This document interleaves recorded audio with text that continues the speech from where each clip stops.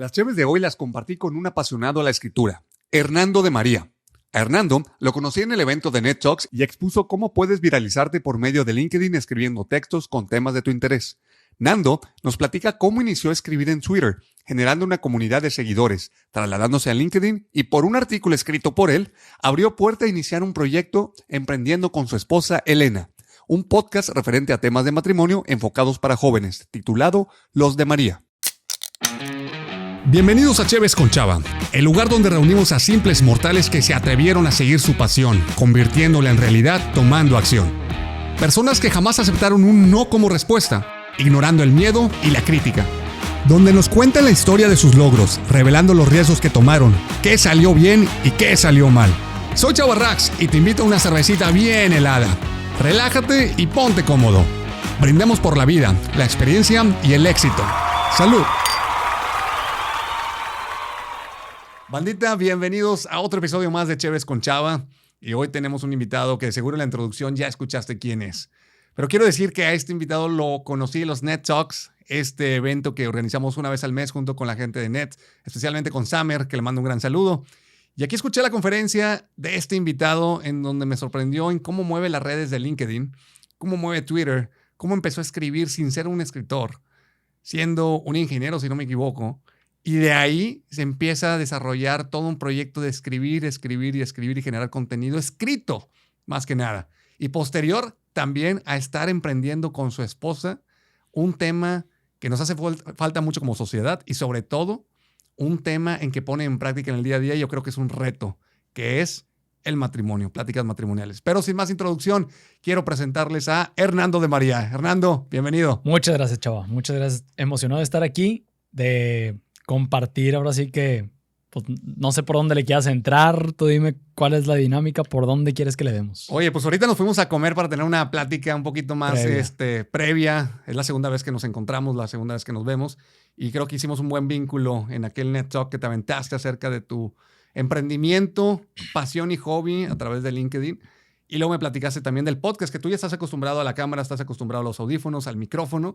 Y pues bueno, vamos a ver que fluya la plática, ¿no? Que sean 45 minutos, 50 minutos de pura plática de esa carnita de la buena. De la buena, venga. Oye, Hernando, cuéntame. Nos conocimos ahí en NetTalks y hablaste algo de LinkedIn, una red que normalmente le llaman como el Facebook de las empresas, que le dicen que es como cómo hacer amigos laborales. Pero tú le diste otro tinte y tú empezaste a utilizar LinkedIn por otros medios, por otros propósitos. Y eres ingeniero de profesión, si no me equivoco, ¿verdad? Cuéntame, ¿cuál es tu background? Y luego ya entramos, ¿cómo terminaste en LinkedIn escribiendo? Mira, soy ingeniero en electrónica y automatización. Después estudié en MBA. Y ahí fue parte de mi estrategia de tratar de ir girando mi carrera como tal. Pero empecé con este tema de LinkedIn. Digo, estudié mi ingeniería, nunca moví LinkedIn, o sea, jamás lo moví hasta hace 4 meses. Hasta hace 4 meses. ¿Por qué? Yo descubrí una pasión por escribir y digo descubrí porque, ya ves, esto que se dice de ve por tu pasión y todo eso. Realmente la pasión, lo decía ahí en las NetTalks, ¿no? Te pesca jalando, te pesca trabajando. Tomo un libro, que fue el que también por ahí, si no mal recuerdo, ya te lo recomendé. El Camino del Artista. El Camino del Artista. Es un gran libro. Es un gran libro. Ese libro me llegó primero por sugerencia de un amigo. No lo pelé, la neta. No le hice caso. Pasó el tiempo y dije, a ver, me volvió a venir a la cabeza este libro y dije, a ver, ¿qué hay en este libro? Lo compré, lo empecé a leer. Y más que un libro, es una especie de curso, el libro, sobre creatividad. Yo había empezado el proyecto con mi esposa, además empezó este podcast, me empecé a meter como en temas creativos. Dije, a ver, ¿qué más puedo hacer en esta parte creativa para moverme más, ¿no? Me empecé a dar cuenta como que no era tan rígido como ingeniero como creí que era. Y dije, a ver, vamos a explorar esta parte. Entonces, la autora del libro El Camino del Artista, Julia Cameron, te sugiere escribir. Empieza con las morning pages, que es fluye. O sea, agárrate una hoja, pluma, fluye. Escribe, vacíate lo que traigas en la cabeza. Preocupaciones, cómo te estás sintiendo, alegrías, tristezas, qué es lo que vas a hacer, qué es lo que te hubiera gustado hacer en el pasado. Simplemente vaciarte, ¿no? ¿Para qué? Dice ella que es como y no, bueno, aquí a lo mejor estoy poniendo palabras en su boca porque no me acuerdo si fue ella o fue alguien que la citó, pero el punto es que hacía la analogía con una especie de tubería, donde dice, a ver, cuando tú le abres, muchas veces en las mañanas te despiertas con las broncas del día anterior o te despiertas ya pensando en, che, y tengo esto y esto y esto, y decía, no, pues hay que limpiar la tubería para que entonces fluya lo creativo, para que entonces fluya lo que está más internamente en ti, que es de donde viene el trabajo creativo, ¿no? Cuando empiezan a hacer coacción todas las ideas de los aprendizajes que tuviste de X cosa y luego lo combinas con otros puntos de vista y todo eso, ¿no? Entonces decía, es vaciarte. O sea, sacas primero todo lo que traes a través de esas morning pages y después fluye la creatividad. O sea, lo empecé a poner en práctica y ahí fue donde me di cuenta que me gustaba escribir. ¿Empiezas a escribir de qué? O sea, porque ¿cómo un ingeniero empieza a escribir y un ingeniero que somos, nos distinguimos por cuadradez, rigidez? Si no cuadra, entonces no es algo que debe valer la pena. Y la creatividad a veces fluye, como acabas de decir. ¿De qué empezaste a escribir al principio y cómo fluyó ese primer flujo? Y es que ahí es donde te ayuda mucho Julia Cameron. Porque mira, a pesar de que los creativos se sientan creativos y decir, es que no yo fluyo y yo esto, no. Realmente a la creatividad le ayuda mucho el tener sistemas y procesos. Realmente ayuda. Entonces, Julia Cameron se da cuenta de eso y dice, el problema del artista no es que tenga bloqueos, sino el que no tiene sistemas o formas de romper esos bloqueos de manera sistemática. De manera que dices, estoy hasta la madre, no fluyo, ¿qué puedo hacer para fluir? Y es cuando ahí muchos empiezan a tirar para otros lados y déjame meto unas cositas, ¿no? Déjame, a ver, unas cuantas copitas antes de escribir y fluyo. De hecho, ella cuenta en su experiencia, dice, yo era una escritora alcohólica. Okay. Ella se rehabilita y de hecho es lo curioso que parte de la rehabilitación que se hace en Alcohólicos Anónimos la aplica en la rehabilitación de creativos. Ok, la rehabilitación de creativos es el bloqueo, el estancamiento. El estancamiento creativo, exactamente. Ok. Entonces ella, no me acuerdo si lo dice explícitamente, pero tú cuando empiezas a leer los pasos, digo, nunca he sido alcohólico anónimo, ¿no? Sino por lo que he leído. Alcohólico reconocido tampoco. Tampoco. Okay. Gracias a Dios tampoco. Lo que hago donde nadie me vea, ¿no? Y luego ella aplica estos pasos y entonces te rehabilita creativamente. Entonces, ahí es cuando yo me doy cuenta que sí soy una persona creativa porque, a ver, todos los seres humanos somos creativos por naturaleza. Y ella dice, esta es una rehabilitación también para los creativos o para los que no se sentían creativos que descubran su creatividad. Entonces, ¿de qué escribía? Ella te da sistemas dentro de este proceso de rehabilitación o de descubrimiento y te dice, a ver, semana 1 te da como una plática introductoria, no, escrita, y luego te dice, ahora escribe sobre A, B, C y D. Entonces te da preguntas, te da situaciones, cosas en las que te tienes que visualizar para escribir sobre ellas y empiezas a fluir. Y luego ya te dice, a ver, después de haber escrito sobre eso, ahora sí, empiezas a hacer las morning pages y te empiezas a vaciar. Pum, pum, pum. Entonces, ¿de qué empezaba a escribir? Empezaba a escribir de cómo me sentía. Hay veces que simplemente era de que, la neta, ni siquiera tengo ganas de estar haciendo esto que estoy haciendo ahorita. No sé ni por qué empecé este libro, porque no siento que esté jalando, no siento... Luego de repente, ya llevo más de media cuartilla escribiendo sobre esto, con ideas que luego veías y dentro de todo el montón que escribías, pues escribías 800 palabras, ¿no? Una cuartilla o más de una cuartilla. Y luego lo volvías a leer y decías, aquí hay una gemita. O sea, leías tus líneas y decías, de todo este murero que escribí, hay 2 líneas muy buenas. Y decías, ¿cuándo escribí eso? ¿No? ¿En qué momento? Y ahí fue donde empecé a entrar como que en una autorrealización de que, oye, tengo algo que decir. O sea, realmente hay cosas buenas que necesito escarbar. Y ahí es donde te prendes y empiezas a escribir también de una forma más consciente. Y luego ya, después de que empiezas con el proceso del camino del artista, ya tú empiezas a meter tus cosas, ¿no? Oye, traigo un tema sobre el que quiero escribir. Simplemente ponerle encabezado, oye, quiero escribir sobre la deficiencia que hay actualmente en cuanto a temas de parejas para prepararse para casarse. No hay nada, casi, o casi nada. Casi todo es para cuando ya estás bien embroncado a punto de separarte. Y le dije, a ver, voy a escribir sobre eso a manera de queja, ¿no? De que, a la madre, ¿por qué nadie escribe sobre esto? ¿Por qué y estos son los temas que no? ¿verdad? Y si a mí me hubieran hablado de esto y me hubieran hablado de esto y de esto. Después lo leía y decía, esto puede ser un tema para un podcast. Oye, a ver, y empiezas a escribir, quiero entender muy bien cómo es el ecosistema o el ambiente en el que escribes, porque si algo yo declaro y lo digo abiertamente, lo más difícil para mí para empezar un libro es empezar. O para leer un libro es empezar. Una vez que empiezo, ya agarro vuelo. Al igual en el gimnasio, me da una tremenda hueva en la mañana levantarme, pero ya que me levanté y di los primeros 3 pasos fuera de la cama, ya estoy en el gimnasio. O sea, ya me siento que estoy haciendo el ejercicio y completo mi rutina mañanera de ejercicio, ¿no? ¿Qué causas o qué haces? Describe así en qué habitación, lo haces sentado, lo haces acostado, de cabeza, pones música, no pones música. Descríbeme cómo es esa experiencia, porque creo que cada quien tiene su estilo, pero me gustaría conocer la tuya. ¿Qué dices? O sea, te pones un horario, dices, a esta hora voy a escribir y pongo X artefactos a mi alrededor, X ambiente. ¿Cómo es ese ambiente que haces para poder escribir? Y es que eso justo es parte de lo importante, porque las palabras ya trilladísimas de James Clear, el de Hábitos Atómicos, de que pues, caes al nivel de tus sistemas, ¿no? O sea, hasta donde están tus sistemas, ahí vas a caer. Entonces, por eso hace Hábitos Atómicos y todo eso. Entonces, ¿qué hago yo?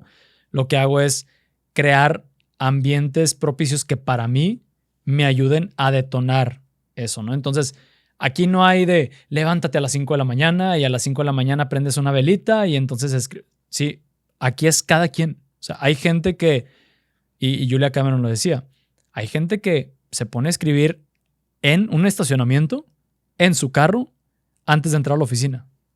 Así, en su carro, y es su ambiente propicio. Pone tantita música, cuando llega se estaciona y ya lo hace parte de una rutina. Entonces, ¿qué sucede? Que sistemáticamente tú llegas, te estacionas, ya sabes, sacas tu libretita, tu pluma y empiezas a escribir y a fluir antes de entrar a tu oficina. ¿Cómo lo haces tú? ¿Cómo lo hago yo? Yo lo que estuve haciendo durante mucho tiempo es, yo en la mañana me despierto, entreno, después de entrenar voy a misa y saliendo de misa me queda un espacio, que yo creé ese espacio adrede que me quedara después de ir a misa. Y entonces, entre que hago una oración y estoy escribiendo. Entonces, hago ahí de repente una mezcla, porque si tú leyeras lo que yo escribo, de repente escribo entre haciendo una oración o a veces haciendo una carta para mis hijos en un futuro, o a veces escribiendo sobre mis problemas o de lo que estoy harto o cosas de las que quisiera hablar en un futuro. Pero yo me creo ese ambiente. ¿Por qué? ¿Por qué en ese ambiente? Porque para mí, pues el templo es como un lugar sagrado. O más bien, no es como, es un lugar sagrado en el que se acaba la misa, todos se van, se queda un silencio, nadie entra, nadie. Entonces está en silencio, me siento en un lugar en paz, en un lugar en donde me gusta estar, en un lugar tranquilo, en donde pues, no hay nadie más que yo. Entras en la famosa, como en tu zona, ¿no? Entro como en una... Ajá. En tu trance. Y fíjate, así tengo varias. Por ejemplo, yo ese mismo ambiente lo vivo cuando me voy a subir un cerro.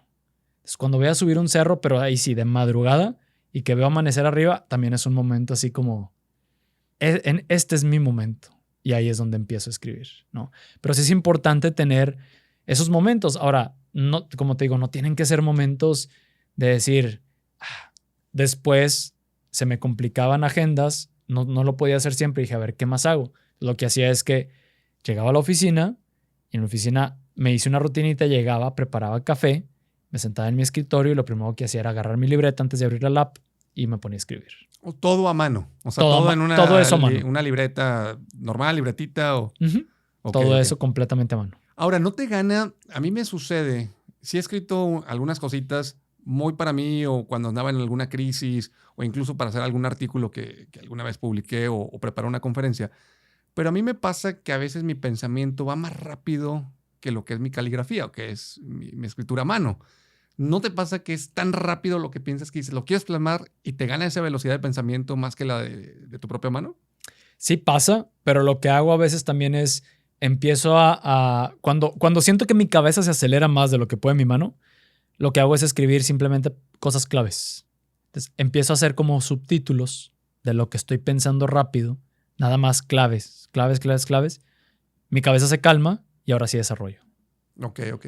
Sí, porque a mí me gusta cuando lo he hecho, las pocas veces que lo he hecho, escribir en computadora. Por lo que puedes fluir. Exactamente, porque voy rápido y sí entiendo y pues luego puedo corregir. Digo, ahí sí entra mi tema de ingeniería el cuadrado de que faltas de ortografía, etcétera, etcétera. Ahora, con esto que escribes, ¿luego lo trasladas a la computadora o ahí se queda en la libretita? ¿No todo pasa? ¿Tienes un filtro? ¿Qué sucede después? No todo pasa. De hecho, muy pocas cosas pasan. Pero lo que hace eso es que me detona ideas. Entonces, tengo un sistema de toma de notas que no es nada complicado. Es un Google Keep con un Excel, con notas en un Drive. Y lo que hago es que cuando estoy escribiendo a mano, si hay cosas que, las gemitas que te decía, ¿no? De que digo, órale, esto me gusta, esto me gusta, esto me gusta. Pum, va a Google Keep. Y en Google Keep tengo separados como mis proyectos.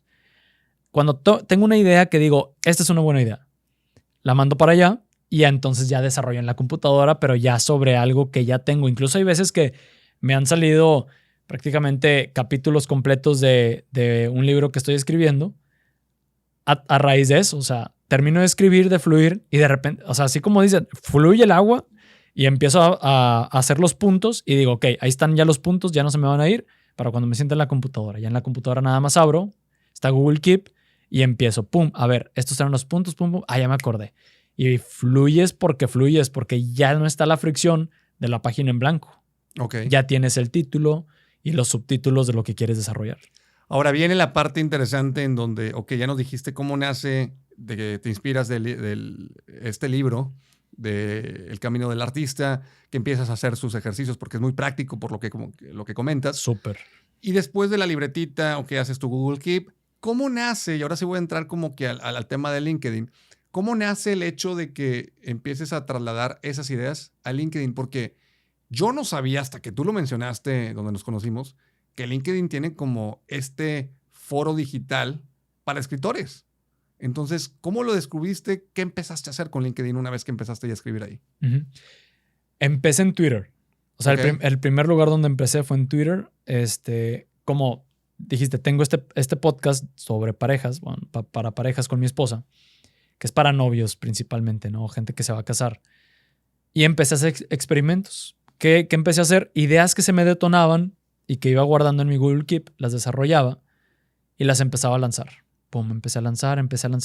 Oye, empecé a ver que había buena reacción. Y luego dije, a ver, aquí hay algo. Entonces dije, ¿qué es esto que estoy haciendo, no? O sea, estoy escribiendo en Twitter, donde normalmente hay más hate, donde normalmente es mucha política, donde vamos a buscar referentes. Pero en Twitter te deja como un espacio limitado de caracteres, ¿no? Pero haces hilos. Ah, ok. O sea, haces como parrafitos y vas dándole continuidad. Exacto. Ok. Entonces empecé a ver y empecé a ver gente que ya lo estaba haciendo no en Latinoamérica, sino en Estados Unidos. Y los empecé a seguir. Y luego ya me di cuenta que hay unos que ya hasta dan cursos sobre esto y son escritores, se hacen llamar escritores digitales. Y dije, a ver, y me compré un libro y me compré otro y un curso y otro curso y empecé a nutrirme. Ya cuando empecé a ver que había algo, dije, ok. Y lo que me hizo detonar todo fue que la primicia de todo eso es el escritor tradicional de antes que se iba a la montaña 6 meses a escribir su libro para después traerlo al mundo y ahora sí decirles, mundo, miren, he estado trabajando en esto los últimos 3 años y aquí está mi libro. Y luego sonaban puros grillitos. Esto ya se acabó. O sea, ahorita es escribes, posteas, recibes feedback y entonces vas viendo cuáles son las ideas de lo que la gente sí quiere leer. Entonces, ¿qué sucede? Que yo empecé a darme cuenta que había ciertas ideas que tenían una primicia detrás que resultaban pues, más interesantes que otras en este tema de las relaciones de pareja, ¿no? Entonces, empecé a iterar, ¿no? A ver, esta idea. Dije, ok, aquí hay algo. Hago un hilo grandote, les platicaba ya en las Net Talks, pues, terminó siendo 2 páginas, o sea, al menos en cantidad de palabras, terminaron siendo 2 páginas, eran más de 1200 palabras. O sea, realmente 2 páginas para leerlas Tú dices, no, yo no leo 2 páginas. Pues la gente los leyó. Fue un hilo que se viralizó sobre 10 cosas que toda pareja de novios que se va a casar debería de preguntarse. ¡Pum! Se viralizó. Cuando vi que se empezaba a viralizar, le agrego un tuit al final y le pongo, bueno, la realidad es que no son 10 cosas, Son 22 cosas las que toda pareja, o 23 cosas que toda pareja debería preguntarse. Y estoy escribiendo un libro sobre ello. Si te gustaría o te interesaría leer ese libro, déjame un comentario. Comentarios. Y bueno, volteé con mi esposa y le dije, ¿ya viste? Me dijo, sí. Oye, ¿y tienes los 23 puntos o de dónde los sacaste? Le dije, no, nada más tenía 10. Me dijo, ese 23 te lo sacaste de la manga. De la manga, completamente de la manga. Dije, a ver, si tengo 23 cosas, ¿no? Porque ese es un tema que tengo muy bien estudiado con libros, con profesionales, con referentes en todo el mundo, porque me gusta mucho leer y nutrirme y todo eso, y más cuando un tema me apasiona. Y me dijo mi esposa, y luego le dije, pues lo que hice fue validar el mercado, ¿sabes?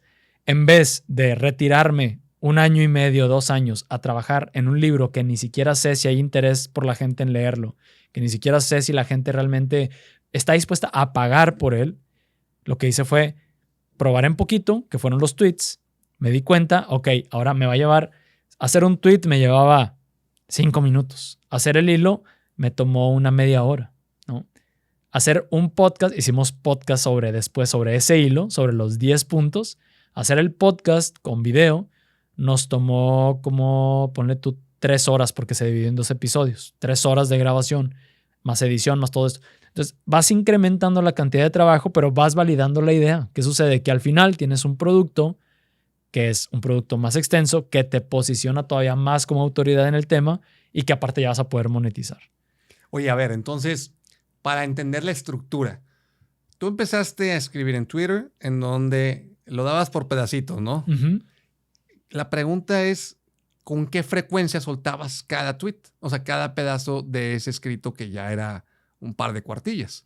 Realmente trataba de escribir diario. O sea, casi a diario, mínimo 2 tweets. Casi a diario, mínimo 2 ideas. Tiraba por ahí 2 ideas y las iba midiendo. Iba viendo qué funcionaba, qué no. Soy ingeniero, entonces me descargaba el reporte de Twitter y analizaba la data. Ok, entonces haces estas 2 cuartillas, pero en pequeños pedazos, uh-huh, en un hilo, como dices, en Twitter. Sacas esta premisa de, si quieres, voy a hacer un libro de las 23 cosas. La gente reacciona ante eso y luego escribiste las 23 cosas, se quedó ahí. ¿Qué fue Está en proceso. Después? Ok, está en proceso. Y la gente sigue preguntando, ¿eh? Ok, ahora, traes esta idea, empezaste a escribir de esto. ¿Cuándo empieza? Y ahora sí me voy a lanzar de Twitter a LinkedIn. A LinkedIn. Y ahorita pasamos a lo de tu podcast, que creo que todo va de la mano porque, como dice Steve Jobs, ¿no? En su discurso en Stanford, de que tienes que voltear hacia atrás para poder conectar los puntos. De connect the dots, dice. Para conectar todo, cuéntame ahora cómo pasa lo de LinkedIn. Porque yo me acuerdo que tú me contaste que de alguna otra manera pudiste hacer un contacto en Europa y que pudiste hacer una relación con alguien que no tiene ni idea quién es, pero que conociste ahí y que ya empezaste a tener una retribución, sobre todo una audiencia que te está, pues sí, que te está poniendo atención en LinkedIn. Yo no sabía que en LinkedIn podías escribir cosas. Sí. Entonces, ahora sí cuéntame de LinkedIn. Mira, en LinkedIn, volteé a ver LinkedIn porque dije, a ver, Twitter estoy con este proyecto con mi esposa y nos ayudó a impulsar el podcast. O sea, realmente desde que empecé a escribir en LinkedIn sobre todo este tema, se disparó el podcast. Entonces, ¿por qué? Porque te da, al menos ahorita a la fecha, que estamos grabando esto iniciando septiembre 2022, Twitter te da mucho exposure. Entonces, ¿qué me di cuenta que tiene lo escrito a diferencia de hacer Reels, videos en YouTube o incluso formato podcast? Que seguimos teniendo en el colectivo, ¿no? En la mente colectiva, sigue estando esto de quien escribe sobre un tema tiene autoridad.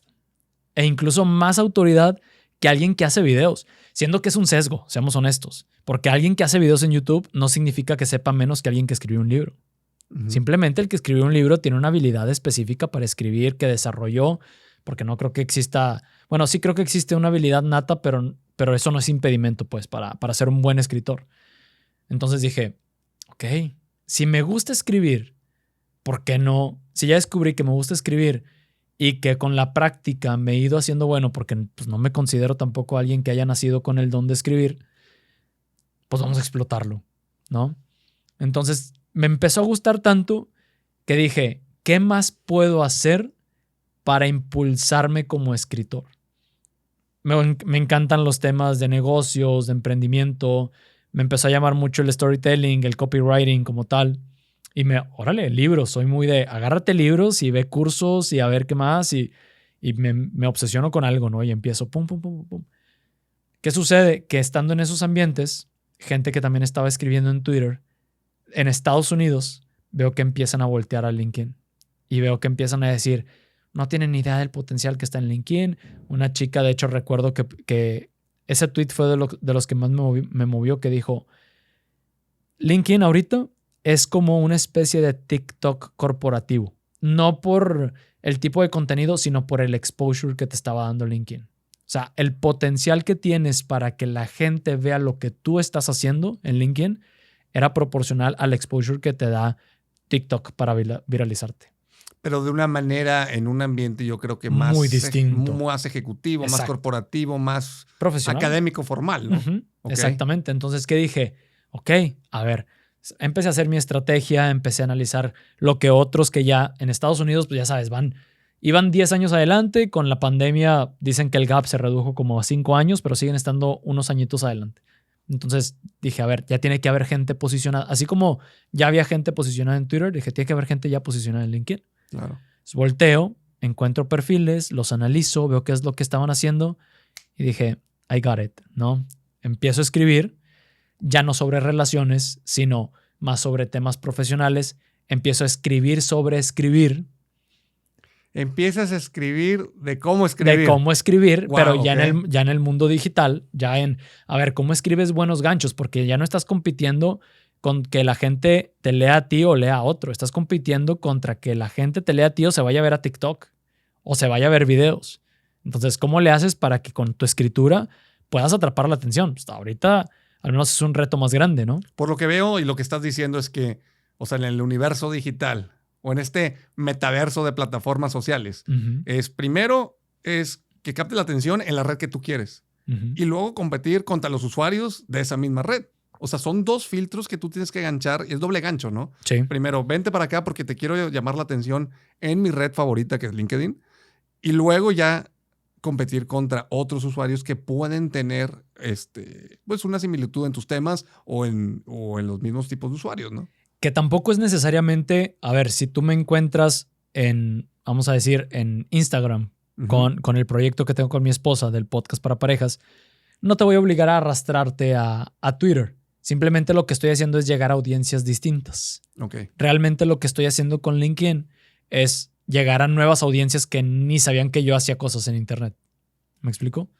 Entonces, pero lo otro que dices, pues sí, es entrar con tus palabras, con tus letras a la competencia de cierta forma, que a ver, seamos honestos, en LinkedIn no es tan difícil. ¿Por qué? Porque la calidad del contenido, al menos ahorita en Latinoamérica, en LinkedIn, sigue siendo mala. Yo creo que a lo que desconozco y me voy a dar la tarea de investigar un poquito más, hay más consumidor de LinkedIn que los que crean. Exacto. Y creo que en TikTok, sí es, hablando de TikTok, hay mucho creador, también hay mucho consumidor, pero no está el abismo tan diferente de la cantidad de creadores con la cantidad de consumidores. Y en LinkedIn, por lo que dices, es que hay pocos creadores de calidad, pero un chingo de consumidores. Sí. Y la otra es que también la diferencia con, por ejemplo, TikTok, es que acá la gente le da más miedo publicar en LinkedIn porque es, a ver, aquí está mi jefe. A ver, aquí están mis compañeros de trabajo. A ver, esta es un área profesional. O sea, aquí no voy a venir a hacer un bailecito, aquí no voy a venir a, ¿sabes? O sea, claro. El contenido es, como tú lo dijiste, más profesional. Entonces, la vara se sube un poquito más. Por eso, el que está logrando romper con esa barrerita y con, a ver, unas que otras tablitas de las cosas básicas, la vas a romper porque la vas a romper, al menos ahorita. Pero qué ironía, ¿no? Porque dices, mucha gente le tiene miedo a la cámara. Pero ahorita dices, y voy a ver si sale como una frase matona de hay más gente que le tiene más miedo al teclado. Porque las palabras dicen que una imagen dice más que 1000 palabras y que un video dice más que 1000 imágenes, pero escribir palabras creo que tienen más peso y más poder. Entonces, le podrán tener miedo a la cámara y hay unos que dicen, no, yo no, pero le tienen miedo al teclado. Es que ya cuando pones algo en palabras, se pone en prueba tu habilidad para sintetizar también ideas, para ver qué tan bueno eres comunicando. Porque, a ver, tú puedes hacer un video, te puedes tardar 5 minutos y dices una idea que se puede haber dicho en 30 segundos. Y en el texto, o sea, en el texto realmente, al menos en este tipo de plataformas, tienes que ve al punto y ve al punto. ¿Eh? Y tienes que ser muy bueno también para atrapar la atención de la audiencia de tu lector con las primeras líneas. Ok, y en Twitter, por decir, empiezas a decir, tú tienes un hilo, tienes ciertos caracteres. ¿En LinkedIn cómo funciona? ¿Puedes ahí publicar cuartillas enteras o muchas cuartillas? ¿O cómo está la onda en cuestión de sus restricciones? Tiene su límite de 3,000 caracteres. Ok. Tiene su límite de 3,000 caracteres. ¿Estamos hablando que son 3, 4 cuartillas? Híjole, no te sabría decir. Okay. No sé, dependiendo, pues ponle tú 600. No, es como una cuartilla. Okay, porque ponle tú 3,000 palabras entre 5 caracteres por palabra, más los espacios, unas 600 palabras, menos de 600 palabras. Okay. Y en LinkedIn, ok, empiezas ya a escribir. Uh-huh. Empiezas a tener este gancho para continuar con la historia de las 23 cosas que deberías de saber antes de casarte. Tienes el gancho y luego, ¿cómo sale el podcast? O sea, ¿cómo empieza a tener esta relevancia entre el contenido de LinkedIn, que hablaste de cosas del matrimonio, a ya pasarlo a un formato podcast? Bueno, lo de LinkedIn, esa es cosa aparte. Okay. O sea, lo de LinkedIn, ahí no escribo sobre relaciones. Eso es algo, acá es completamente aparte. Y surge porque dije, a ver, acá voy a estar 100% en... Ay, aquí se activó el Google. En temas sobre relaciones. Y eso lo dice. Y de hecho me creé una cuenta que es una cuenta aparte de Twitter, que es mi cuenta paralela con LinkedIn. Y ahí solamente escribo sobre temas profesionales, sobre temas de marketing, estrategia, negocios, sobre escribir en el mundo digital y cosas por el estilo. Porque dije, a ver, pues me voy a apalancar de esto que habla tanto Naval Ravikant de leverage, ¿no? Uh-huh. Aprovechar las plataformas digitales para apalancarme. ¿Por qué? Porque lo que quiero, mi visión de aquí a 5 años es que el 80% de mi trabajo sea estar escribiendo. Okay. Y estar viviendo de eso. Cuéntame un poquito de esta... Tendrás que desactivar el modo. Oye, aquí nos están escuchando y supuestamente ya estaba aquí en modo avión. Ok, y luego, ¿cómo empieza esta relación de algo con Inglaterra, algo con Reino Unido? Habías platicado, si no me equivoco. No, España. ¿España? Ahorita estoy en pláticas con una persona que también empezó a hacer este tipo de dinámica de estar escribiendo en LinkedIn en España. Ok. Entonces. ¿Y cómo genera, o sea, ese contenido, cómo le da el valor el país de España? Cuéntame esa relación, ¿por qué hablaron contigo? ¿Qué tipo de deals traes? ¿Qué tipo de contenido vas a estar escribiendo para ellos? Bueno, con él es una persona y lo que queremos hacer es ver cómo empezar una especie de... Todavía estamos terminando de aterrizar las ideas, pero a lo mejor una especie de escuela para gente que quiera o algo de formación para gente que quiera aprender simplemente a escribir en el mundo digital y aprovecharse de ahí, apalancarse, pues para lanzarse como escritores. Porque de ahí, ok, la gente empieza a consumirte. Ahorita, de la gente que me lee en LinkedIn, de ahí se van a mi newsletter. Y en mi newsletter que lanzo todos los sábados, ahí van más tips sobre cómo escribir. Y ya se está empezando a formar una audiencia de gente que también se está dando cuenta de la oportunidad que hay y que se quieren posicionar por diferentes temas. A ver, hay gente que dice, yo tengo mi empresa y quiero escribir para vender más. Perfectamente válido. Hay gente que dice, a ver, yo quiero escribir porque quiero que la gente me ubique, que yo soy el experto de marketing para startups en fintech. Ah, perfecto. Ok, va, vente, aquí te ayudamos. Diferentes propósitos, pero gente que está viendo en la escritura algo que no ha pasado de moda, sino que te sigue dando un valor de autoridad ante una audiencia, más que tener un podcast, más que hacer videos, porque la gente sigue valorando mucho las letras. Es que yo creo que cada rama del creativo, del artista, está evolucionando. O sea, ahorita los nuevos artistas, hablando de los músicos, los descubren por videos de YouTube, ¿no? Digo, así fue descubierto Justin Bieber en su momento, hace mucho tiempo. TikToks también. En TikTok también están ahorita descubriendo mucho artista nuevo y los están desarrollando. Y ahora yo me pregunto, y hasta ahorita me cae el 20, es ¿cómo descubres un escritor novato, pero que tiene un talentazo, pues a través de las plataformas de escritura, que no mucha gente se está atreviendo a sacar su talento y publicarlo, porque pues da cierto miedo y ahorita decíamos, ¿no? O sea, como que la gente te puede juzgar más porque escribes algo y es verificar qué tan cierto o no tan cierto es lo que estás escribiendo. Ujú. Y qué tantas licencias o qué tanta preparación hay detrás de esas palabras. A ver, por ejemplo, el libro de Amazon más vendido del año pasado fue el de Hábitos Atómicos, el de James Clear. Ah, no sabía. James Clear empezó escribiendo blogs. En su momento, cuando los blogs tuvieron muchísima relevancia, que dicen que van a resurgir, no lo sé todavía, pero James Clear tenía un blog de lo súper leído, bastante leído, y de ahí se impulsó como escritor. Mason o Manson, no me acuerdo cómo se llama. Mark Manson. El de Subtle, The Subtle Art of Not Giving a Fuck. of Not Giving a Ese Fuck. es el que estoy leyendo ahorita. Ahí lo tengo en la mochila. Bueno, ese compa, ese libro era un artículo de blog que se hizo viral. Era un Ok. artículo de blog, se hace viral al punto que llega a editoriales y una editorial lo ve y dice, aquí hay algo. Y le hablan al vato, oye, tengo un deal para ti de un libro. Necesito que me desarrolles, que me hagas una propuesta de libro sobre ese Concepto. ¿no? sobre ese concepto, sobre ese blog que hiciste que se hizo viral. ¿Se puede? Va, jalo. Y desarrollaron el libro y se hizo bestseller. ¿Pero por qué? Porque él lo hizo sin querer, ¿verdad? Pero el alcance que tiene Internet. O sea, el alcance del Internet es inmenso, más que el que pongas tu libro en una librería.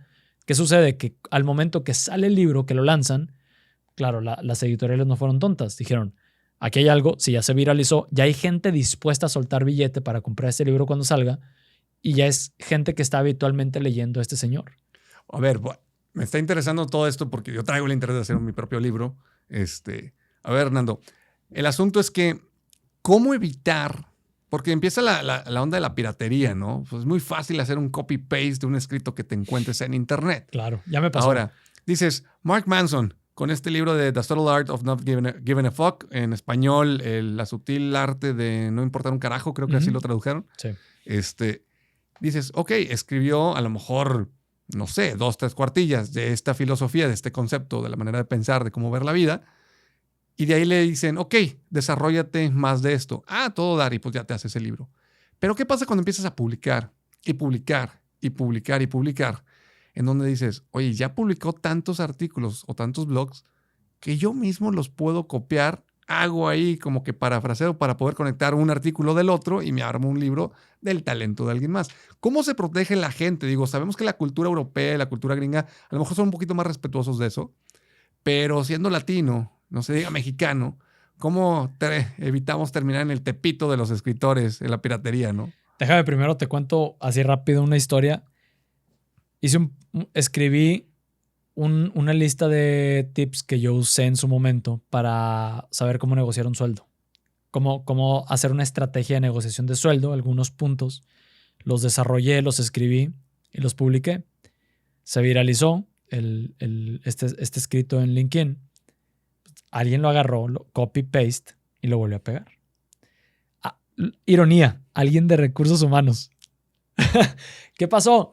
Nada, la verdad es que de ahí me apalanqué para hacer un taller y la gente reaccionó muy bien. Entonces, ¿a qué voy con todo esto? Y para tampoco hacer el cuento tan largo. Ahorita a la fecha no hay realmente forma de poderte proteger. O sea, yo si voy y le digo, te voy a demandar por X, Y, Z, no hay algo ahorita que me ampare, a menos que yo hubiera ido con este post, irlo a registrar, ¿no? A Limpia, al Instituto de Propiedad Intelectual. Uh-huh. Ahí sí, ahí te proteges. Pero oye, si vas a estar escribiendo de una forma tan continua, poder estar registrando todo al momento no es costeable, ¿no? O sea, entonces, no sé, hasta ahorita no tengo una estrategia de cómo me voy a proteger. La manera más sencilla que debo proteger es que tú eres el autor de lo que está haciendo. Y al momento de que tú estás publicando de una manera consistente en una plataforma en donde vas a tener un buen exposure como Twitter o como LinkedIn, por ejemplo, te vas haciendo de una base de una audiencia, de una base de lectores que ya están al pendiente de lo que tú estás haciendo. Alguien puede llegar y puede recopilar todos mis tweets y los puede empaquetar y a lo mejor venderlos como un libro, sí, y le va a sacar un provecho y un beneficio y lo que tú quieras. Pero no va a tener el mismo impacto que la audiencia ya enganchada que yo tengo, porque esa persona no ha formado una audiencia en cuanto a lo que yo estoy haciendo. Entonces, yo en lo que me quedo tranquilo es que al final, aunque le saque un provecho, realmente no va a tener el impacto que yo que va a tener acá conmigo, pues. Claro. Oye, ok.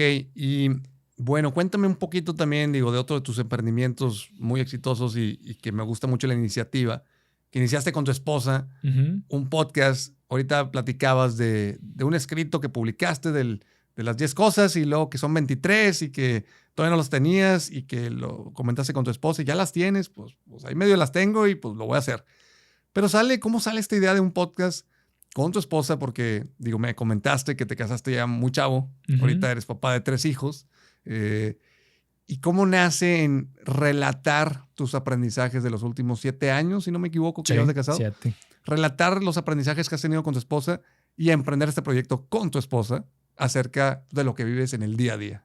Mira, me casé a los 24, a los 25 fui papá por primera vez y a los 26, y tenemos prácticamente 3 años con el podcast, a los 27 más o menos lanzamos el podcast. ¿Qué sucede? Que para no hacer la historia como tan larga, mi esposa me regala una entrada para un festival del podcast, el Festival Mexicano del Podcast que organizó Diego Barrazas del podcast de Dementes. Porque ella decía que yo traía algo con qué para compartir en un podcast y X, Y, Z, ¿no? Entonces me los regala y me dice, órale, lánzate. Te lo regalo para que te lances, para que veas de qué se trata y a ver si te armas un podcast. Con todo lo que empiezo a vivir ahí, se me vienen ideas y esto y lo otro. Estábamos formando un grupo dentro de la iglesia para matrimonios jóvenes. Es decir, a ver, tú que te acabas de casar, vente, si te interesa. Tú que vienes de grupos juveniles y que te casaste, que estuviste hace tiempo, si quieres un lugar en donde estar con más gente de la misma edad, pues aquí estamos. ¿Por qué? Porque la bronca era que cuando nosotros quisimos entrar a algún grupo, porque veníamos de los grupos juveniles de las iglesias, de las parroquias, ibas y pedías informes y te mandaban al grupo de los señores de 15 años de casados, personas de 50 años que casi creo que tenían hijos de mi edad, ¿no? Entonces era, a ver, no me entiendes. La dinámica que tú tienes ahorita ya como pareja no es la misma que la mía. Si yo vengo con niños chiquitos, mis niños ni siquiera van a tener con quién jugar. Entonces, la dinámica es completamente distinta. Le dije a mi esposa, no, esto está mal. O sea, hay un nicho de personas que están completamente desatendidas. Empieza el grupo, me manda al Festival Mexicano del Podcast y ahí es donde digo, bingo, aquí hay algo que podemos hacer. Hago mi análisis así rápido de ver qué existe sobre el tema de relaciones en cuanto a podcast. No me encuentro nada. Me pongo a buscar cuentas. Me encuentro alguno que otro terapeuta de parejas o algún psicólogo que de repente tocaban temas de que sí son novios, pero luego también hablaba sobre el matrimonio o luego hablaba sobre el síndrome del impostor y luego, ¿sabes? Y no encuentro nada que esté de lleno, full, metido hablándole a estas personas que están enfrentando uno de los retos más grandes de su vida y que no saben ni por dónde darle, ¿no? Y luego vas y ves las estadísticas del INEGI y dices, a ver, ha crecido más del 80% el porcentaje de divorcios en los primeros 5 años de casados, en los últimos, creo que eran 10, 15 años, al menos aquí en México, estadísticas del INEGI. Y digo a mi esposa, a ver, tú y yo creemos muchísimo en el matrimonio, creemos muy fuerte en que si hay matrimonios sanos, por ende va a haber niños sanos, y si hay niños sanos va a haber ciudadanos sanos, y si hay ciudadanos sanos va a haber una mejor sociedad. ¿Estamos de acuerdo? Me dijo, pues sí. Dije, entonces tenemos que hacer algo. No podemos permitir que esto se siga yendo al carajo. Y le dije, y no podemos hacerlo con tintes religiosos porque eso ya pone una barrera, ¿sabes? ¿Por qué? Pues se vale, o sea, como iglesia hay muchísimas cosas que no hemos hecho bien, se han metido unas de pata o terribles y hay muchos estigmas que impiden que la gente se quiera acercar a la iglesia. Le digo, entonces mejor, en vez de poner esa barrera, vamos a ver cómo juntamos lo mejor de los dos mundos, por decirlo de alguna forma, y que la gente que no se quiera acercar a la iglesia aún así pueda tener herramientas que no le pertenecen a la iglesia solamente y que pueden ser ofrecidas en el mundo fuera de la iglesia y pueden ser súper útiles, como el Focus. O sea, aquí para quien no sepa, el Focus es una herramienta que está de cierta forma ligada a la iglesia porque nace dentro de la iglesia, pero es una herramienta en donde es una serie de preguntas que todas las personas que se van a casar deberían de hacerse. Sí, yo viví esa experiencia hace un año, yo estaba en el Focus y es digo, ahorita que tocas el tema, es un cuestionario gigantísimo que habla de todo, hasta casi creo Bueno, no casi creo. Sí, parte del, oye, ¿van a tener mascotas o no? Sí, ¿Cómo ajá. van a estar las finanzas? ¿Cómo te llevas con tus suegros? La religión, ¿cómo ves la postura del rol del hombre, de la mujer? Tocan una infinidad que la verdad yo lo viví y dije, no me arrepiento. Y tuvimos una excelente instructora, porque pues, como las clases, ¿no? También depende mucho pues, el tinte que le da el maestro, en este caso la Claro. instructora.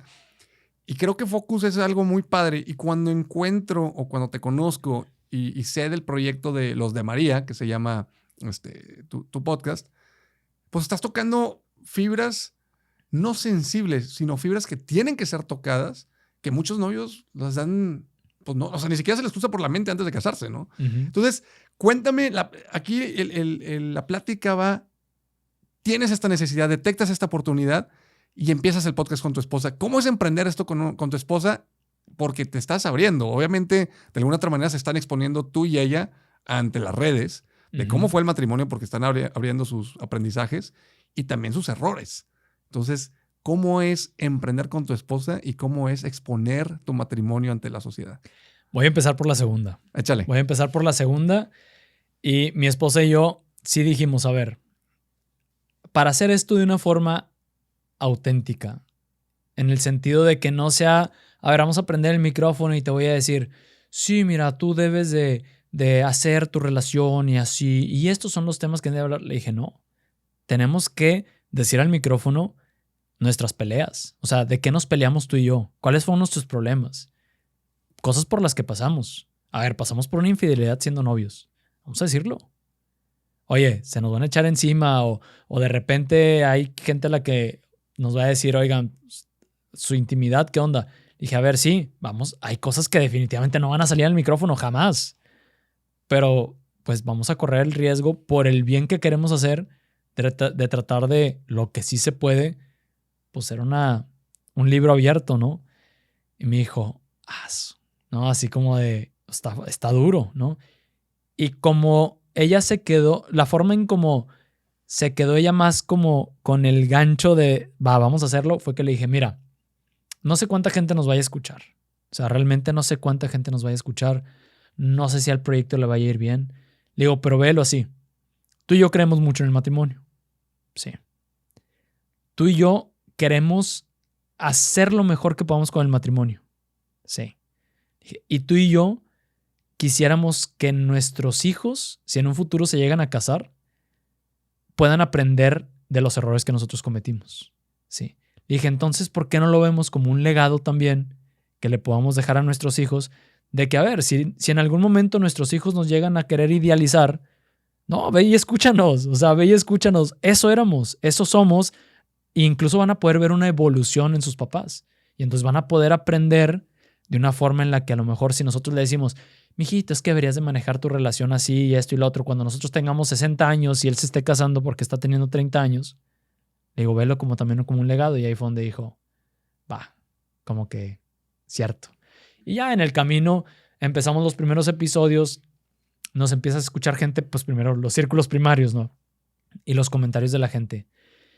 No manches, está buenísimo el podcast porque la forma en cómo ustedes también comparten sus problemas y hasta la fecha, gente que de la nada nos descubre y nos escribe y nos dice, tengo la confianza de escribirles y decirles que ahorita estamos hechos pedazos porque nos acabamos de dar cuenta que entre nosotros hay una infidelidad y esto y lo otro, pero tengo la confianza de escribirles desde la parte más lejana del país, pero porque cuando los oigo en el podcast son como mis amigos, porque están platicando, no instruyéndonos, sino sí lanzan cosas que cómo aplicarlo, pero desde, a ver, esto nos pasó a nosotros, así es como lo resolvimos.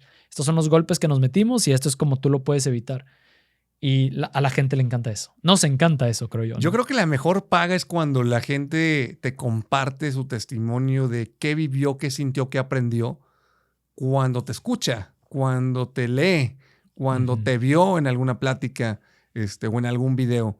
Porque pues, al final de cuentas ya las redes en un podcast no solamente es audio, también es video como es este caso. Pero qué padre que puedas, no sé, al momento de leer un comentario de esos que dices, oye, en una de esas ya salvaste varios matrimonios, en una de esas ya salvaste varios divorcios previos a casarse o que no eran la persona adecuada, y que probablemente dices, y yo lo comparto aquí abiertamente, cuando escuché el episodio, uno de tus episodios en la carretera, en un regreso de un viaje, de que pues me incitaste a hacer algo que eso provocó una incomodidad entre mi esposa y yo, pero que era necesaria. Y que tú decías, oye, pues no le saques a las pláticas que tienen que llevarse a cabo. Y recuerdo que dije, no me arrepiento de haberlo hecho. A lo mejor lo pude haber hecho algo diferente, pero pues eso lo piensas ya que lo hiciste. Ya que lo hiciste, que ya aprendiste, ¿verdad? Sin embargo, creo que es un proyecto que tiene muchísimo potencial. ¿Y qué onda? O sea, cuando están ustedes, ¿cómo se organiza tú y tu esposa? Porque, oye, 3 hijos. Y hacer un podcast y tener esa constancia y serle fieles a los seguidores. Graban cada semana, cada día. En un día se avientan varios episodios. ¿Cómo es el rol de tener un podcast con tu esposa? Mira, déjame, porque ahorita decías de a ver, ¿cómo es emprender? Ajá. Y quisiera tocar ese punto porque creo que sí es importante, que no es fácil. O sea, porque eso te implica a que entras, aunque sea un proyecto muy noble de cierta forma, a ver, es meterte a la parte laboral, entre comillas, con tu esposa, con quien sentimientos abiertos, con quien aparte traen sus cosas de la casa, un montonal de cosas, ¿no? Entonces, sí fue complicado al inicio, también porque somos muy diferentes. Entonces, sí fue complicado, en el sentido de que, por ejemplo, yo también soy muy terco y puedo ser muy, muy cuadrado de querer tener todo controlado, ¿no? De, a ver, la estructura es así y esto se hace así y estos son los temas y, híjole, no, es que no me gusta esto. Y entonces, haz de cuenta que eso aceleró nuestro crecimiento en el matrimonio, de hecho. O sea, como pareja nos lo aceleró porque fue, a ver, dobletea la cantidad de problemas. O sea, claro. A ver, dobleteen la cantidad de las veces que tienen que ponerse frente a frente para ver quién es el que va a ceder. O simplemente quién es el que tiene la madurez para decir, a ver, esto se está haciendo mal. Así no se hace. ¿Cómo lo vamos a hacer? Madre santa, ¿no? O sea... Yo creo que es un ejercicio muy terapéutico también. O sea, también, sí. Hay mucha disciplina y hay mucho compromiso ante el proyecto, pero de cierta forma obligarse, y más que obligarse, autodisciplinarse en grabar este proyecto, en grabar estos episodios, es como que ya una cita pues muy agendada para poder, pues sí, platicar ciertos temas que no muchas parejas se dan el tiempo. Uh-huh.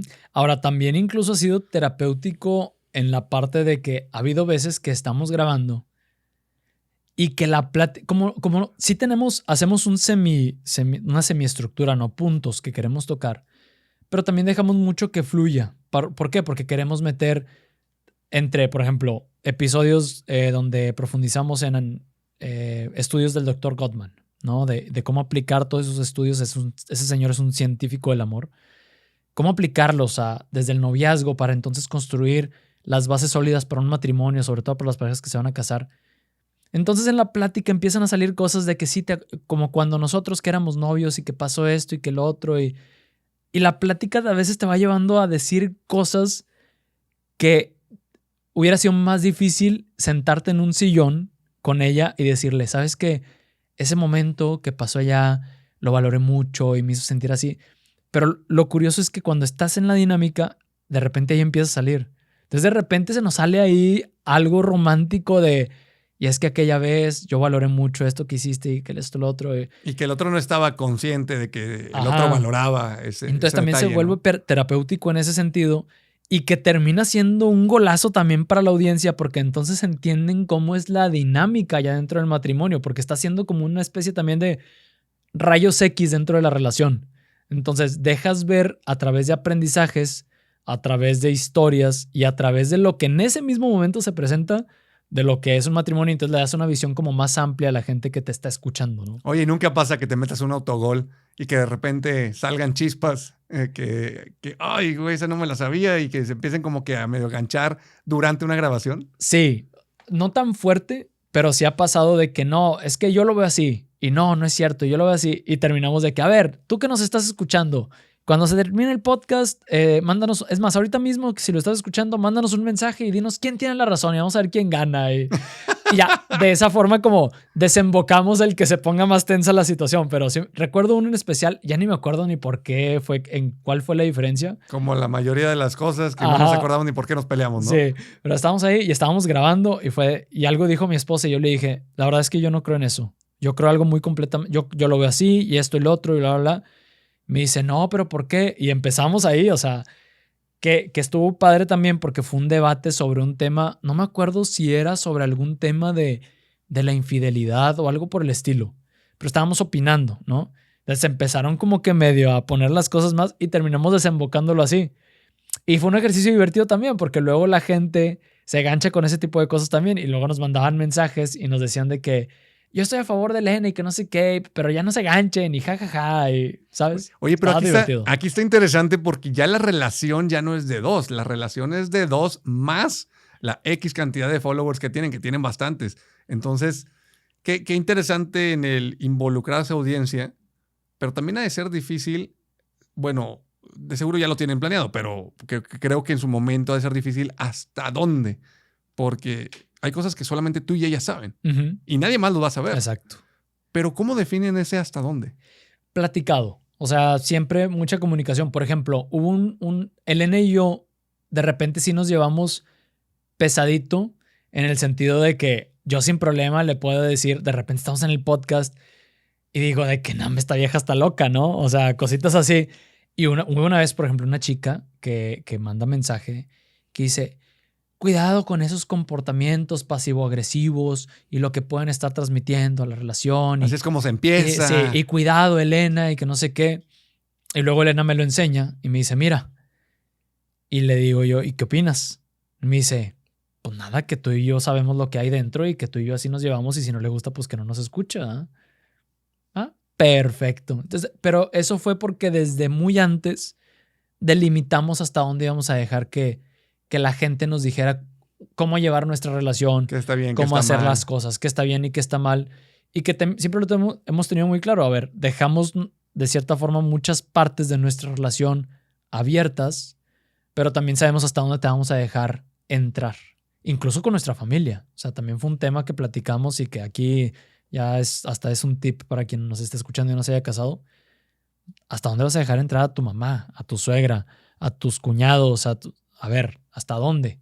Eso lo platicamos desde antes. A ver, no. Aquí, en lo que se llama nuestro matrimonio y nuestra familia, tus chicharrones y mis chicharrones son los que truenan. ¿Verdad? Ujú. Entonces, que si viene alguien a decirnos, no, es que con el niño le deben de hacer así, a ver, es nuestro hijo. ¿Verdad? Y hazle como quieras. Eres su abuelito, eres su abuelita. Gracias por tu opinión, pero no me interesa. Gracias por tu opinión no pedida. O ponle tú que la tomas en cuenta, ¿verdad? Pero no es como algo que te vaya a afectar. Sí, no viene con dolo, pero también la persona se tiene que tomar que si no es aceptada, no es en contra de la persona, simplemente es directamente al consejo. Exacto. Y que si es aceptada, pues se agradece y chan, chan, se acabó, ¿no? Uh-huh. Oye, Hernando, yo creo que podemos estar platicando muchísimo y de seguro te pasa que cuando te ganchas con un tema en tu podcast, pues le quieres seguir, Sí, pero pues también claro. no vamos a hacer un podcast de 3, 4, 5 horas, ¿verdad? Para eso está la carnita asada y una cervecita. Sin embargo, creo que la verdad es de admirar lo que nos compartiste de la onda de la escritura, que creo que también es algo muy terapéutico. Ahorita Bastante. que estábamos hablando de la onda de que es terapéutico hacer ciertas actividades. Y pues bueno, me da muchísimo gusto. Escuchen el podcast de Los de María. Si quieres compartir tus redes de una vez para que te vayan siguiendo y que la gente se empape de este proyectazo totalmente regio en el cual 100%. están teniendo una iniciativa que no cualquiera se expone de esa forma. Si de por sí es exponer uno mismo, uno solo, a veces puede costar trabajo, ahora exponer tu relación, tu intimidad hasta cierto punto ha de ser todo un reto. Entonces, compártenos tus redes de tus proyectos. Pues mira, estamos como @losdemaría en Instagram. Ahí están los links a todo. En YouTube están también los podcasts en video. El canal se llama Amor Explicado, pero igual si le pones Los de María sale. Y a mí pues me encuentran en todos lados como @Hernando de María. O sea, tanto en LinkedIn como en Twitter. Así es como estoy. Comentabas ahorita en la comida que tuvimos antes de grabar este episodio, en que ya estás teniendo sesiones de 1 a 1 de poder coachar a gente para poder emprender en la parte de la escritura, Uh-huh. para poder emprender en este mundo literario. Entonces, cuéntanos un poquito de qué se trata por si la gente te quiere contactar. Es ahorita sobre todo gente que quiera también entrarle como al mundo de escribir en LinkedIn desde una parte profesional, que ahora también es una barrera que estoy tratando de romper, de que la gente luego también en LinkedIn creen que solamente es compartir la parte profesional y no es así. Yo he compartido, de repente me he aventado algún post con enfoque hacia las relaciones en pareja, sin que sea explícitamente, pero luego en mi escritura le voy dando ese giro y a la gente le encanta. Le encanta. Entonces, esas sesiones 1-1 es para aquella gente que, a ver, me gustaría posicionarme en algún tema, me gustaría como posicionar la marca de la empresa, de mi agencia, de lo que sea, pero a través de una forma muy orgánica en donde yo estoy aportándole valor a través de lo que escribo, estoy formando una audiencia de lectores y a través de esa audiencia de lectores quiero que salgan los clientes solos, porque salen solos, ¿eh? Algo increíble es que yo no empecé, es más, no he promocionado ni una sola vez así explícitamente de que, vengan a consultoría 1-1 conmigo o te ayudo con tu estrategia digital. La gente viene sola porque cuando te empiezas a compartir tus pensamientos, tu perspectiva, tu forma de ver las cosas que vas profundizando y que luego las plasmas en letras, no solamente lo profesional, sino también lo personal e incluso a veces hasta lo espiritual.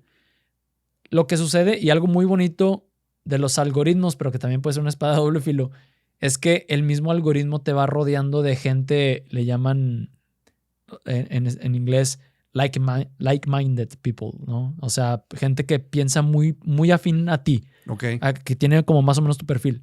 Esa gente dice, a ver, de pagarle a un estratega digital o a alguien que me ayude con mi campaña de contenidos escritos, que no conozco, a Hernando, que ya vi cómo él piensa, cómo intuye su perspectiva sobre el mundo de los negocios, sobre la vida profesional, me voy con él. Y solita la gente llega y te toca la puerta y dice, oye, incluso me ha preguntado gente, oye, ¿das cursos? Y yo de que, pues sí estaba armando uno, pero todavía no estoy listo y pues ni lo he promocionado ni nada. Pero déjame ver si me armo uno. Bueno, si lo sacas me avisas. Y así me han llegado como 2-3 personas. Entonces, solitos en 4 meses la gente empieza a acercarse otra vez. Porque también supe ver el apalancamiento que te está dando ahorita una plataforma como LinkedIn. Tampoco me voy a casar con LinkedIn, pero si ahorita está funcionando para formar una audiencia, la uso. Si en un futuro vuelve a revivir Medium como un gran portal para escritores, como lo fue en su momento para hacer blogs, me voy a ir a Medium para hacer contenidos más extensos y también voy a llevar a mi audiencia hacia allá. Pero sí quiero que las cosas empiecen a girar en torno a escribir, ¿no? Oye, voy a agregar una última pregunta que se me ocurrió y de hecho ya la tenía en mente. ¿Cuál es la diferencia entre un blog y lo que está sucediendo en LinkedIn? El formato, bueno, 2 cosas. Uno, el nivel de exposure. O sea, es bien difícil que alguien descubra tu blog simplemente por el SEO, ¿no? Por el SEO. Y 2, el formato. O sea, la gente ahorita no quieren tener que salirse de una plataforma a leer sobre un contenido. Ya. Lo único que haces es estar scrolleando. Entonces, ¿qué sucede? Que preparas un contenido en donde está la primicia de una idea y luego le dices a la gente al final, ¿qué crees? Si este tema te interesó, tengo este newsletter en donde ahí sí me aviento 1 cuartilla y media, 2 cuartillas, 3 cuartillas o incluso más, pero es solamente por si te interesa. Sí me interesa y ya la gente se va por allá. O sea, ya más que el blog es un newsletter a alguien que sí tuvo un interés genuino que proviene de una de estas plataformas. O incluso el blog. O sea, también puede ser un blog sin problema, pero lo importante es que no solamente tengas el blog, porque tener un blog por tener un blog va a ser muy complicado que lleves tráfico y que puedas realmente tener feedback de la gente que te está leyendo. A diferencia de la red social. O sea, tú lanzas un escrito pequeño, pero donde consolidas bien la primicia de una idea, rápidamente puedes ver la cantidad de likes, de comentarios, de shares, de gente que te escribe de forma directa y entonces dices, aquí hay algo. Y es cuando dices, voy a hacer un contenido más extenso, ¿no? Va. Oye, Hernando, pues muchas gracias por aceptar la invitación. No, hombre, a ti. Creo que se fue 1 hora que ni la sentimos, que estuvo muy, muy, muy amena. Ya nos compartiste tus redes, así que, bandita, esto fue todo por hoy en este episodio de Chévez con Chava con el buen Hernando de María compartiendo LinkedIn y compartiendo también el emprendimiento de su podcast Los de María junto con su esposa Elena. Así que hasta la próxima. Salud.